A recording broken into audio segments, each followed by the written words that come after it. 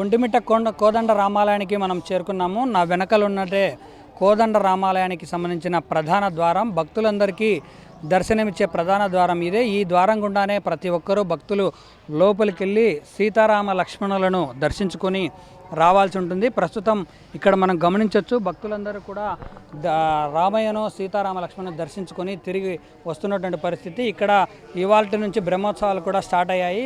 ఈ బోర్డులో 6వ తారీఖు శ్రీరామనవమి ఉత్సవాలతో మొదలుకొని 9వ తారీఖు హనుమత్ సేవ, 11వ తారీఖు కళ్యాణోత్సవము, 12వ తారీఖు రథోత్సవం, 14వ తారీఖు చక్రవాహనము, 15వ తారీఖు పుష్పయాగంతో ఇక్కడ బ్రహ్మోత్సవాలు ముగిసేలా ఏర్పాట్లు కూడా చేశారు. మనం ఏర్పాట్లను కూడా ఒకసారి గమనించవచ్చు. ఇక్కడ చలవ పందిళ్లను కూడా ఏర్పాటు చేసి, ఎందుకంటే ఎండలు ముదిరినటువంటి నేపథ్యంలో భక్తులు ఎవరు కూడా ఇబ్బంది పడకుండా, వడదెబ్బ బారిన పడకుండా అన్ని ఏర్పాట్లు కూడా టీటీడీ చేసింది. దానికి సంబంధించిన చలవ పందిళ్ళు నిత్యం నీళ్లు పట్టి ఇక్కడ కింద ఉన్నటువంటి ఫ్లోర్ను కూడా ఎటువంటి పరిస్థితుల్లో ఎండ కాకోకుండా ప్రతి ఒక్కరు వచ్చే భక్తులకు కాలికి చిన్నపాటి ఎండ కూడా తగలకోకుండా అన్ని ఏర్పాట్లు కూడా టీటీడీ చేసిందనే చెప్పుకోవచ్చు. ఇక మనము ప్రధాన ముఖద్వారానికి వస్తే ఇక్కడ దేవాలయానికి సంబంధించినటువంటి గోపురాన్ని మనం ఒకసారి పరిశీలించవచ్చు. ఈ గోపురంతో పాటు లోపల ఉన్నటువంటి రంగమండపము, అలాగే లోపల ఉన్నటువంటి శిల్ప సంపద అన్నిటినీ ఒకసారి గమనిస్తే గతంలో ఉన్నటువంటి చరిత్రకు అనుగుణంగా పాలకులు, మట్టి రాజులు తమ నైపుణ్యాన్నింటినీ చిత్రీకరించి ఇక్కడ గోపురానికి సంబంధించిన విగ్రహాలను శిల్ప సంపద ఉట్టిపడేలా చెక్కారని చెప్పేసి మనకు చరిత్ర ఆనవాళ్ళు చెప్పడంతో పాటు మన కళ్ళ ముందరే ఆధారాలు కూడా కనిపించే విధంగా ఇక్కడ చెక్కినటువంటి శిల్పాలను మనం గమనించవచ్చు. అలాగే ఇక్కడ ఇంకొక ప్రధాన విషయం కూడా ఉంది. దీన్ని మనం చెప్పాల్సిన విషయం ఏంటంటే, సీతారామ లక్ష్మణులు నడియాడిన నేల ఏకశిలా నగరం, అంటే ఒకే శిలపై సీతారామ లక్ష్మణులు ఉండడంతో ఈ నగరాన్ని ఏకశిలా నగరంగా కూడా పిలిచారు. ఇక్కడ వెళ్ళేటువంటి సమయంలో సీతారామ లక్ష్మణులకు హనుమంతుడు అప్పటికి పరిచయం కాలేదు. కాబట్టి రామ్ బంటులు లేని రామాలయం ప్రపంచంలో ఎక్కడైనా కనిపిస్తుందా అంటే అది కేవలం ఒక ఒంటిమిట్టలో మాత్రమే ఉంటుంది. దీనికి ప్రతీకగానే హనుమంతుడు పరిచయమైన తర్వాత నీ పాదసేవ చేసుకుంటాను స్వామి అని కోరిక కోరడంతో తనకు సపరేట్గా ఇక్కడ దేవాలయానికి ఎదురుగానే ఒక ఆంజనేయ స్వామి టెంపుల్ కూడా కట్టించి, ఆంజనేయ స్వామి కొలువు తీరడంతో ఇక్కడ ఆ టెంపుల్ను కూడా కట్టించారు. అంటే రామాలయంలో ఉన్నటువంటి విశిష్టత, తర్వాత శిల్ప సంపద అన్నిటినీ కూడా తెలిపే ఒక క్రమంలో ఒంటిమిట్ట దేవాలయం అయితే మనకు స్పష్టంగా కనిపిస్తూ ఉంది. ఇక్కడ ఆంజనేయ స్వామి దేవాలయానికి సంబంధించి రామాలయం దర్శించుకున్నటువంటి భక్తులందరూ ఆంజనేయ స్వామి టెంపుల్లో దర్శనం చేసుకొని పక్కనే ఉన్నటువంటి జలప్రసాదం, అన్నప్రసాదాన్ని కూడా స్వీకరించి ఇక్కడి నుంచి నేరుగా తిరుగు ప్రయాణం అయ్యే విధంగా ఆంజనేయ స్వామి టెంపుల్ మనం చూస్తున్నాం. సంజీవరాయ స్వామి దేవాలయం అంటే ఆంజనేయ స్వామి రాముని కోరిన కోరిక మేరకు తన పాదాల చెంతనే ఉండడంతో ఇక్కడ ఒక గుడి ఏర్పాటు చేసి ఈ గుడిలో ప్రత్యేక పూజలు అందుకున్నటువంటి ఆంజనేయుడు, తద్వారా ఇక్కడ పూజలు తీసుకున్న అనంతరం పక్కనే ఉన్నటువంటి టీటీడీ జలప్రసాదం అలాగే అన్నప్రసాదాలు స్వీకరించి ఇక్కడి నుంచి భక్తులందరూ కూడా తిరుగు ప్రయాణం అయ్యే క్రమాన్ని అయితే మనము ఇక్కడ ఒంటిమిట్ట దేవాలయంలో గమనించవచ్చు. ప్రతి ఏడాది జరిగే బ్రహ్మోత్సవాలకు టీటీడీ ఆధ్వర్యంలో జరిగే ఏర్పాట్లను ఇప్పటికే టీటీడీ చైర్మన్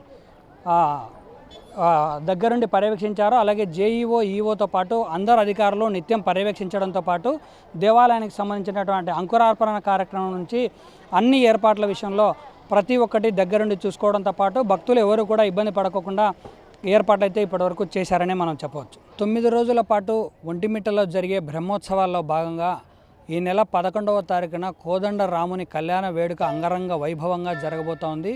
దీనికి సంబంధించి ఒంటిమిట్ట దేవాలయం నుంచి ఖచ్చితంగా 800 మీటర్ల దూరంలో కడపకు వెళ్ళే ప్రధాన రహదారిలో కళ్యాణ వేదిక ఏర్పాటు చేసి ఇక్కడే వేలాది మంది భక్తులకు కన్నుల విందుగా రామయ్య వివాహాన్ని చూసే విధంగా టీటీడీ ఏర్పాట్లు చేసింది. భారీగా ఏర్పాటు చేసినటువంటి జర్మన్ షెడ్లు ఇక్కడే, అంటే భక్తులందరూ కూడా దగ్గరగా కూర్చొని మరి రామయ్య పెళ్లిని దగ్గరగా చూసేటువంటి ఏర్పాట్లు అయితే చేసినట్లుగా మనకు అర్థమవుతోంది.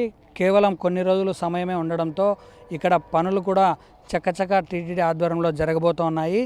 ఇక్కడ క్యూ లైన్లు కూడా ఒకరినొకరు తాకుండా, ఇబ్బంది పడకుండా, ఎటువంటి అవాంఛనీయ సంఘటనలు జరగకుండా టీటీడీ భారీగా బందోబస్తు అలాగే ఏర్పాట్లు కూడా పూర్తిగా చేసింది. ఇక ముందుకు తీసుకెళ్తే ప్రధానంగా రాములోరి పెళ్లికి సంబంధించినటువంటి కళ్యాణ వేదిక ఏదైతే ఆ రోజు కళ్యాణం జరిగేటువంటి ప్రక్రియ ఏదైతే జరగబోతుందో దానికి సంబంధించినటువంటి ప్రధాన దేవాలయాన్ని కెమెరామెన్ వేణు చూపించే ప్రయత్నం చేస్తూ ఉన్నాడు. ఒంటిమిట్ట దేవాలయంలో ఉన్నటువంటి ఉత్సవ విగ్రహాలను నేరుగా ఇక్కడికి తీసుకొని వచ్చి ఇక్కడే రాములోరి కళ్యాణం జరిపించి తిరిగి అక్కడికి తీసుకెళ్లే ప్రక్రియ ఆనవాయితీగా వస్తూ ఉంది. ఈ కళ్యాణానికి సంబంధించి ఒక పురాతన గాథ కూడా మనం ఒకసారి చెప్పే ప్రయత్నం చేస్తా. దీనికి అసలు ఈ పున్నమి వెన్నెల్లో ఇక్కడ ఒంటిమిట్టలో మాత్రమే ఈ కళ్యాణం జరగడానికి ఒక పురాతన గాథ కూడా ఉంది. ఆ పురాతన గాథ ఏంటంటే, క్షీరసాగర మదనం తర్వాత మహాలక్ష్మీదేవిని నారాయణుడు తన సతీమణిగా స్వీకరిస్తాడు. ఆ సమయంలో అంటే ఉదయం సమయంలో వివాహం చేసుకోవడంతో చంద్రుడు ఆ కళ్యాణాన్ని చూడలేకపోతాడు. ఆ చంద్రుడు కోరినటువంటి కోరిక మేరకు శ్రీరామచంద్రుడు చంద్రునికి ఒక వరం ఇస్తాడు. మొదటగా నీ పేరుని నేను చివరగా పెట్టుకుంటానని చెప్పి కోరడంతో ఈ ప్రధాన వేదికను మనం గమనించినట్లయితే ఇక్కడే ఉత్సవ విగ్రహాలను తీసుకొని వచ్చి వివాహం జరిపించి తిరిగి ఒంటిమిట్ట దేవాలయంలో ఏర్పాటు చేస్తారు. ఈ క్రమం కొనసాగుతుంది. అసలు ఇక్కడ ఈ ప్రధాన ఘట్టం ఉండడానికి ఒక పురాతన గాథ ఉంది. ఏంటంటే, నిండు పున్నమి వెన్నెల్లోనే ఈ వివాహం జరిపించడానికి ప్రత్యేక కారణం ఏంటంటే, క్షీరసాగర మదనం తర్వాత నారాయణుడు మహాలక్ష్మీదేవిని తన సతీమణిగా స్వీకరిస్తాడు. ఆ సమయంలో చంద్రుడు ఈ వివాహాన్ని చూడలేకపోవడంతో నారాయణుడు చంద్రునికి ఇచ్చే ఒక వరం, అంటే ముందుగా నీ పేరును నా చివరిలో పెట్టుకుంటాను, రామచంద్రుడు అని పిలిపించుకుంటానంటే దానికి ఒప్పుకొని స్వీకరించలేని చంద్రుడికి తను రాముడు ఒక వరం ఇస్తాడు. నిండు పున్నమి వేళ ఒంటిమిట్టలో కోదండరామునిగా వెలసి నా వివాహం చూడడానికి నీకు వరం ఇస్తానని చెప్పడంతో ఆ వరంలో భాగంగానే సీతారాముల వివాహాన్ని నిండు పున్నమి వేళ ఇక్కడ చంద్రుడు చూడడానికి ఏకైక కారణంతో ఇక్కడ ఈ కళ్యాణాన్ని ఏర్పాటు చేశారు. ఈ కళ్యాణం జరిగే గడియల్లో నిండు పున్నమి వేళ చంద్రుని సమక్షంలో జరగడానికే ప్రపంచంలో ఎక్కడా చూడని ఒక ప్రత్యేకత ఒంటిమిట్ట దేవాలయంలో మాత్రమే మనం చూడగలం. ఆ కార్యక్రమం ఈ నెల 11వ తారీఖున ఇక్కడ ఏర్పాటు చేసినటువంటి కళ్యాణ వేదిక దగ్గర కోదండరాముని కళ్యాణాన్ని చూడడానికి ప్రతి ఒక్కరూ తరలిరండి, శ్రీరాముని కృపకు తరించండి.